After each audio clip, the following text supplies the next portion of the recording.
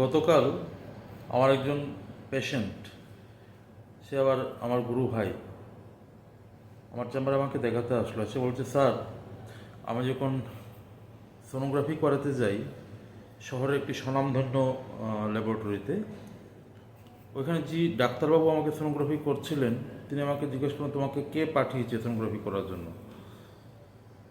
তো সে বললো যে ডাক্তার রাজেশ চৌধুরী। এই কথা শুনে সেই ডাক্তারবাবু বলছে, ও ডাক্তার রাজেশ চৌধুরী, সে তো বিশাল কমিশন পায় সৎসঙ্গ থেকে, তার তো ডাক্তারি না করলেও চলে, তার জন্য সে রুগী টুগি খুব একটা দেখে না, সারাদিন ওইসব নিয়ে দৌড়াদৌড়ি করে, কত বিশাল কমিশন। এই কথা শুনে আমার পেশেন্ট তথা গুরু ভাই ওই ডাক্তারবাবু উত্তর দিতে পারেনি, সে চুপচাপ চলে এসছে। আমাকে বলছে যে তার আমার খুব মন খারাপ হলো। কোনো মন খারাপের বিষয়ই নয়, আমার অত্যন্ত আনন্দ হচ্ছে যে আমার সহকর্মীটি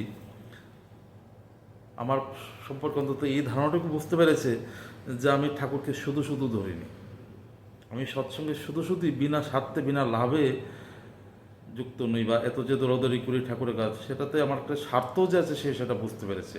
এবার কমিশন ঠিক, এবার কমিশনটা সে যে কমিশন ভাবছে সে হয়তো আর্থিক কমিশন ভাবছে, টাকা দিয়ে ভাবছে, কিন্তু সবসময় সব কমিশন বা সব লাভ টাকা দিয়ে মাপা যায় না। টাকার ঊর্ধ্বেও কিছু ব্যাপার আছে যেগুলি হয়তো ওনার মাথায় এখনো ঢোকেনি, কারণ আমরা সাধারণ মানুষ তো, আমরা সব কিছু টাকা দিয়ে বিচার করতে চাই।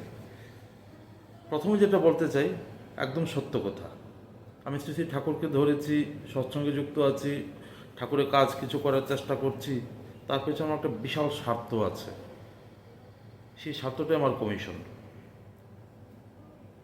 এবার সেই স্বার্থটা বা আমার কমিশনটাকে আপনি যদি টাকার অঙ্কে মাপতে যান, তাহলে তো একের পেছনে কতগুলি শূন্য লাগাতে হবে সেটা আপনি বুঝতেও পারবেন না।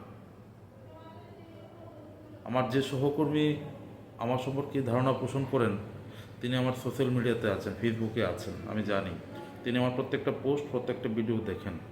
যেহেতু উনি সরাসরি কখনো আমাকে এই ব্যাপারে জিজ্ঞেস করেননি, তাই আমি ভাবছি সোশ্যাল মিডিয়ার মাধ্যমে ওনাকে ওনার প্রশ্ন উত্তরটা দিই। প্রথম কথা হলো, আমি যে শ্রী শ্রী ঠাকুরের চরণাশ্রিত হয়েছি, সৎসঙ্গের কাজের সাথে যুক্ত আছি, তারপরে প্রথম যে কমিশনটা আমি পাই সেটা হলো একটা নিশ্চিত জীবন, একটা আনন্দের জীবন, একটা শান্তির জীবন। রাস্তাঘাটে যখন কাউকে জিজ্ঞেস করি, দাদা কীরকম আছেন, অধিকাংশ মানুষই মুখটা বেজার করে বলে, দাদা ভালো নেই, আছি মোটামুটি, এই সমস্যা এই সমস্যা। প্রত্যেকটা মানুষকে দেখি কেমন যেন একটা নিরানন্দময় জীবন কাটাচ্ছে, কনফিডেন্টলি বলতে পারে না যে আমি খুব ভালো আছি। আমি অন্তর থেকে কনফিডেন্টলি সবসময় বলি যে আমি খুব ভালো আছি, এবং সেটা শুধু মুখের কথা নয়, বাস্তবিকভাবে আমি খুব ভালো আছি। আমি আমার স্ত্রী, মেয়ে, মা, বাবা নিয়ে অত্যন্ত সুখে আছি, শান্তিতে আছি, আনন্দে আছি। ঠাকুরকে ধরে ঠাকুরের কাজ করে সৎসঙ্গের সাথে যুক্ত থেকে, এটা আমার সবচেয়ে বড় কমিশন। আমার কোনো সমস্যা নেই জীবনে।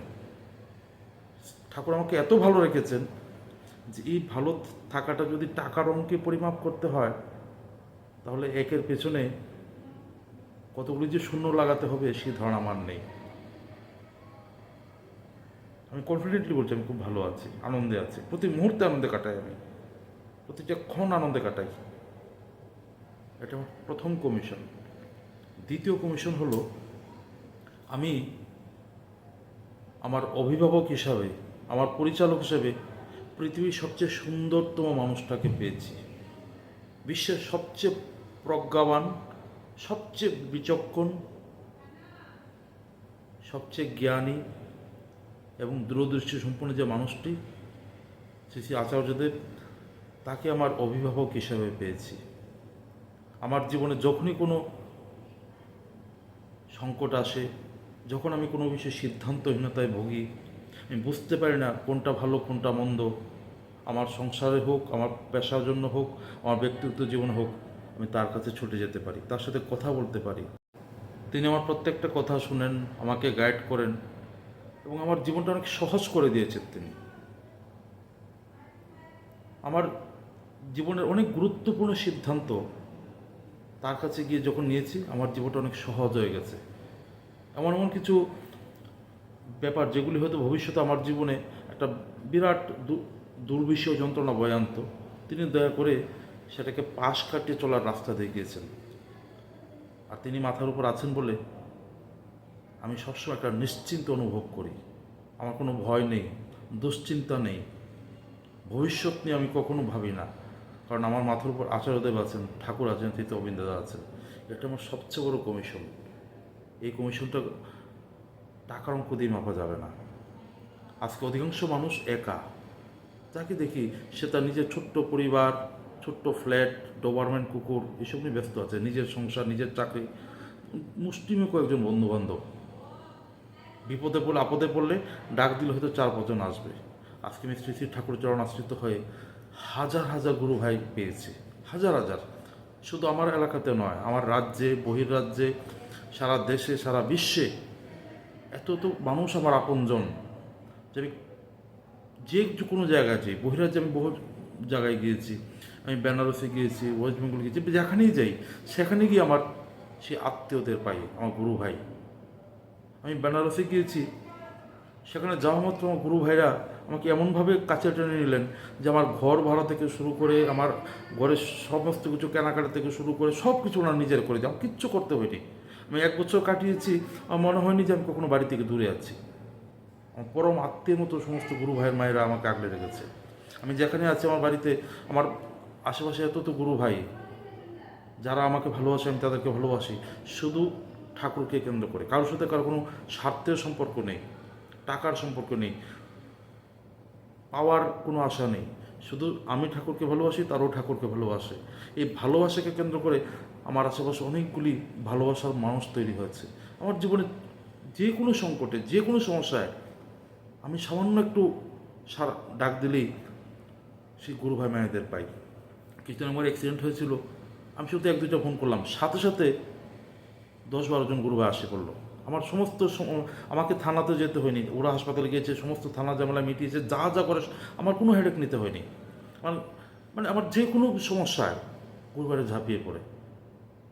আমি কৃতজ্ঞতা, আমার মন সারাক্ষণ ভরে থাকে যে আমি একটা নগণ্য মানুষ, অথচ ঠাকুর আমার আশেপাশে এতগুলি ভালোবাসা মানুষ দিয়েছেন যে আমি কখনো নিজেকে একা ভাবি না, কখনো নিজেকে দুর্বল ভাবি না। আমি জানি সারাক্ষণ আমার সাথে ঠাকুর আছেন, আশীর্বাদ আছেন, আর সেজন্য আমার অনেকগুলি গুরু ভাই মা সারাক্ষণ আমার সাথে। এই যে কমিশন ভাই, এটা টাকা দিয়ে মাপা যাবে না। তুমি শুধু টাকার কমিশন ভাবছো। আজকে মানুষ আনন্দ থাকার জন্য সারা সপ্তাহ কাজ করে, সপ্তাহ উইকেন্ডে পার্টি করে মদ খায়, হাজার হাজার টাকা খরচ করে ব্র্যান্ডেড মদ খায়। আমার বহু পরিচিত জনেরা মদ খেয়ে এনজয় করে, পার্টি করে। যে মদের নেশার যে আনন্দ, সেটা পিছনে কত টাকা খরচ হয়, অথচ এর চেয়ে বেশি আনন্দ, নির্মল আনন্দ প্রতিক্ষণ প্রতি মুহূর্তে আমরা উপভোগ করি। প্রত্যেকদিন ঠাকুরের কাছে যাচ্ছি, তার কথা বলছি, প্রার্থনা করছি, মন্দিরে যাচ্ছি, সারাক্ষণ শুধু মনে স্ফূর্তি, আনন্দ। যদি ওই মদের বোতলের দাম দিয়ে হিসাব করতে হয়, তাহলে এই যে আনন্দটা তোমরা উইকেন্ডে কয়েক ঘন্টা উপভোগ করার জন্য কয়েক হাজার টাকা খরচ করে, সেম আনন্দ আমি সারা সপ্তাহ প্রতিক্ষণ প্রতি মুহূর্তে উপভোগ করছি। তাহলে টাকার অঙ্ক দিয়ে সেটা তুমি মাপতে পারো ভাই, ঠিক কত টাকার আনন্দ আমি প্রত্যেক দিন পাচ্ছি। সেটাও আমার কমিশন। আজকে আমি একজন ক্ষুদ্র ডাক্তার, আমার আমার চেয়ে বহু বড় বড় ডিগ্রিওয়ালা বড় বড় ডাক্তার রাজ্যে আছে। কে চিনতো আমাকে? আজকে শ্রী শ্রী ঠাকুরের ছত্রছায়ায় এসেছি বলে সারা রাজ্যে, সারা দেশে আমার অজস্র মানুষের সাথে পরিচয়। কোথাও গেলে এমন মনে হয় না যে আমি দূরে এসেছি, সবখানে আমার নিজের মানুষ আছে। এই যে ভালোবাসা, এই যে প্রতিক্ষণ একটা উদ্দেশ্য নিয়ে বাঁচা। অধিকাংশ মানুষ দেখতে পায় বাঁচার কোনো উদ্দেশ্য নেই। সবাই কী করছে, যে ব্যাংকে টাকা জমাচ্ছে, বিশাল বাড়ি বানাচ্ছে, কী জন্য বানাচ্ছে জানে না। একটা বাড়িতে মানুষ হলো 3 জন, বাড়ি বানাচ্ছে 4 তলা 5 তলা, অনেকগুলি রুম। অলরেডি ব্যাংকে হয়তো 100 কোটি টাকা আছে, আরও বিশাল বড় বড় ব্যবসা করছে, খুলে টেনশনে ভুগছে। কিছুদিন আগে একজন বড় ব্যবসায়ীর সাথে আমার কথা হচ্ছিল, তিনি অলরেডি 100-200 টাকার মালিক, একটা ভালো ব্যবসায়িক প্রতিষ্ঠান থেকে উনি প্রচুর টাকা রোজগার করছেন। তারপরে তিনি বহির্রাজ্যে আরেকটা জায়গায় গিয়ে প্রায় 90 কোটি টাকা খরচ করে একটা ব্যবসা খুলেছেন, যেটা খুলে উনি প্রচণ্ড লসে আছেন। 2 বছর যাবত উনি টেনশন ঘুমাতে পারছেন না। আমাকে বলছেন, ভাই রাতে টেনশন ঘুমাতে, আমার 90 কোটি টাকা একদম লস হয়ে যাচ্ছে, শুধু শুধু করলাম, আমি টেনশন ঘুমাতে পারি না। আমি অবাক হয়ে ভাবছিলাম, শালা এই এত টাকার মানে কি যে একটা লোক রাত্রে ঘুমাতে পারে না টেনশনে? অথচ আমরা যারা ঠাকুরকে ধরে আছি, এসব নিয়ে কোনো ভাবনাই নেই, চিন্তা নেই।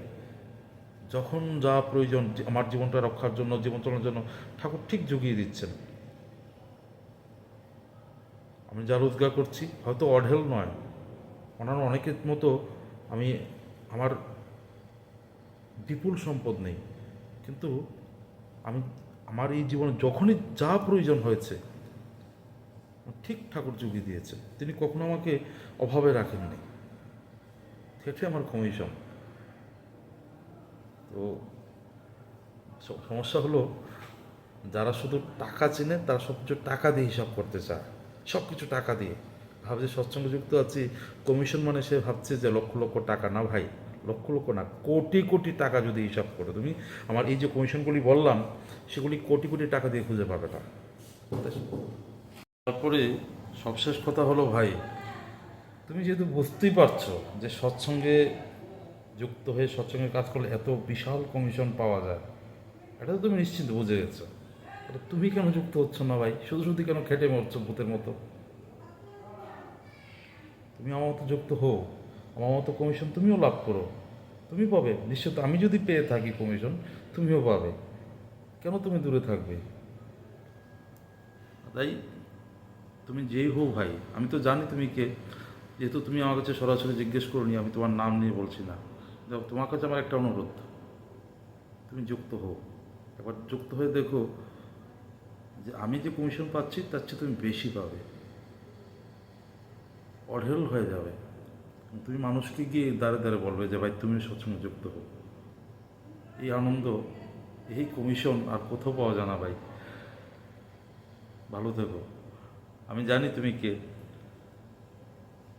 আমি খোঁজ নিয়েছি, তো আমি সরাসরি যেহেতু বলুনি তাই আর লজ্জা ফেলছি না। তো আমার ভালো লাগলো তোমার এই আমার প্রতি তোমার মনোভাবটা জেনে, যে অন্তত বুঝতে পেরেছো যে আমি বিনা লাভে সৎসঙ্গে যুক্ত হইনি। লাভ যে আমার একটা আছে সেটা যদি তুমি বুঝতে পেরেছো, সেটা আমার একটা তৃপ্তির কারণ। জয় গুরু, ভালো থেকো।